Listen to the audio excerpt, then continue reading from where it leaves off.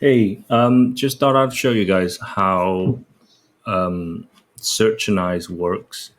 And I feel like I've only scratched the surface, but there's still a ton of value that I've been able to get from the tool.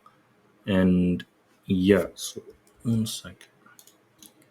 So this is our website, and the shop button, the shop now button, it by default it points people to the all products page. And then as you can see, the filter is pretty simple: in stock or out of stock, sort by price, best selling, alphabetic order. And that's about it. There's really not much else. But so the once I've installed Searchanise, then this appears and takes over the search result page. If we were to, if someone were to do a search on the website, other than going here, if they were to do a search on the website, it will take them to a page that is similar to this. So this is definitely much better because we can filter out by product type. We only have one right now, and there's more coming. So they'll be able to filter out through the different types of products, and then in stock, out of stock, tags, and collections. And then these these were one of the options to show the variations, and it wasn't available by default. But I saw in one of their templates, in one of the demos, and I asked for it, and the team just helped me to set it up. So it was really nice of them as well. And then we created a clone store for the UK market, and I asked if they could help me to share some sort of documentation on how to duplicate the whole setup from the back end for Searchanise, so that I can just bring it over to the new store. And they just they just did it for me, and then they also sent me the instructions on how to do it as well. So yeah, so the that's one of the big perks on when people browse through the search, they can see all the different options and do the combination of, let's say, mailer bags.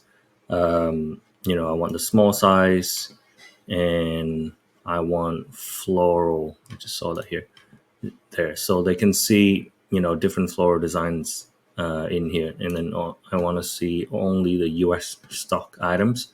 So yeah, they can quickly filter through, let's say 22, 23. Yeah.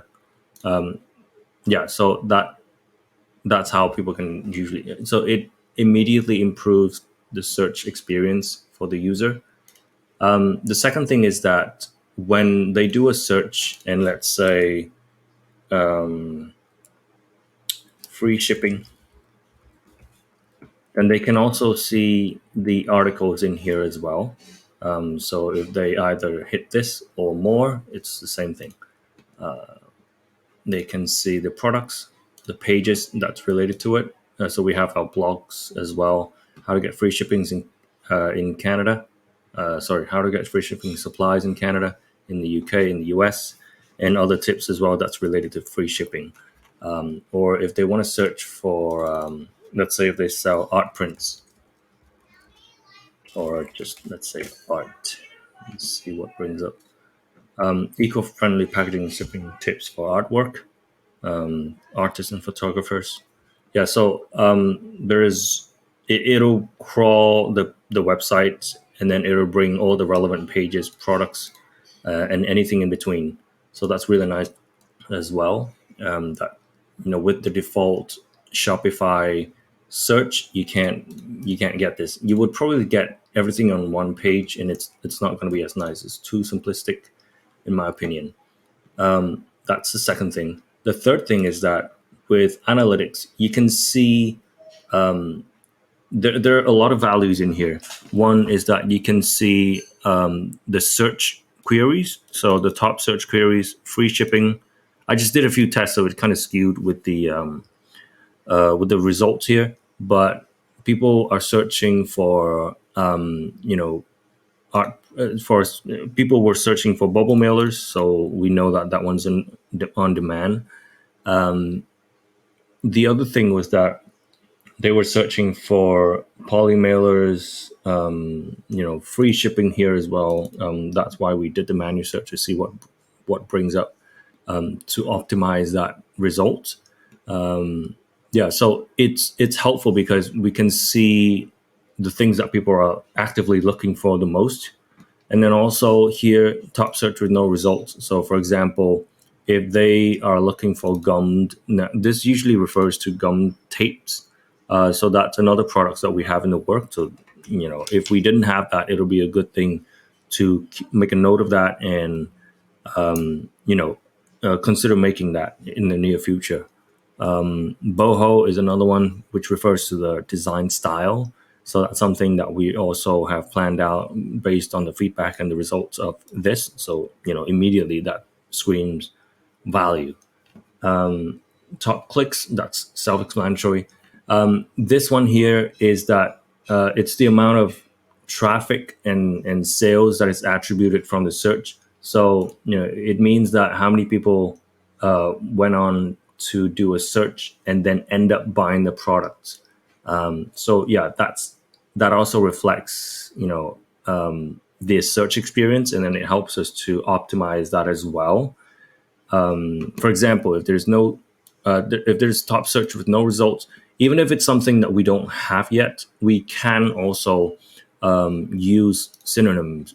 And let's say we can add a synonym and then recommend something that's similar. So, for example, if they search for not floral, but if they search for a specific flower, or even like, yeah, so we have floral prints, but if they search for flowers or daisy or something like that, we can add those keywords in there and refer them to the nearest relevant results, if that makes sense. Yeah, so suggestion dictionary is what it is. Yeah, so here's what was added by the customer. So we can do our suggestions in there. Search wizard widget. There's a ton of customization that we can do. And I'm keeping it by default because I feel like I would like to see how they look first before I apply the changes. So maybe it'll be helpful for them to have like a preview window here. Yeah, but like with the analytics itself and the search result page, I feel like I've already gotten a ton of value out of this. One thing to note was that since we are frequently putting out content, it by default it doesn't always show up. Those new articles, they don't show up in the search result immediately. So what we did was that we have scheduled for reindexation every day, so that it can crawl the website and add new pages in there. So yeah, I mean, that's everything that I can share from here. Oh, I forgot with this, not stop words, but filters and collection of cells. 1 second. I'll search for this. Yeah, so I found it.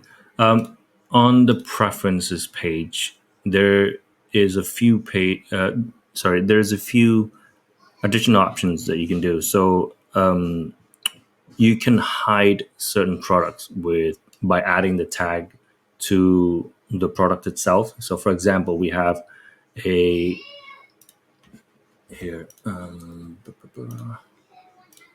have what's it called here? Yeah, we have a carbon neutral order that it's an app that we integrate, and then it basically creates a product here, so people can check out, and it's based on the cost. Well, the price will be based on the order amount and the distance of the shipping. So it's automatically calculated. But the point is that we don't want this to show up in the search result because it's not relevant. So all we had to do was to put a tag onto this product, and copy this and paste it in the tag field. So it won't show up. Doesn't matter if people are searching for it or searching for something else that this would be relevant, then it won't show up in any way. Yeah. So, and then you can hide prices with these tags, and then you can do, like, as I said, a ton of customizations in here. You can disable collections, specific collections if you want. So yes, so that's everything that I wanted to share. Let me know if you have any similar experience or any suggestions as well. Thank you.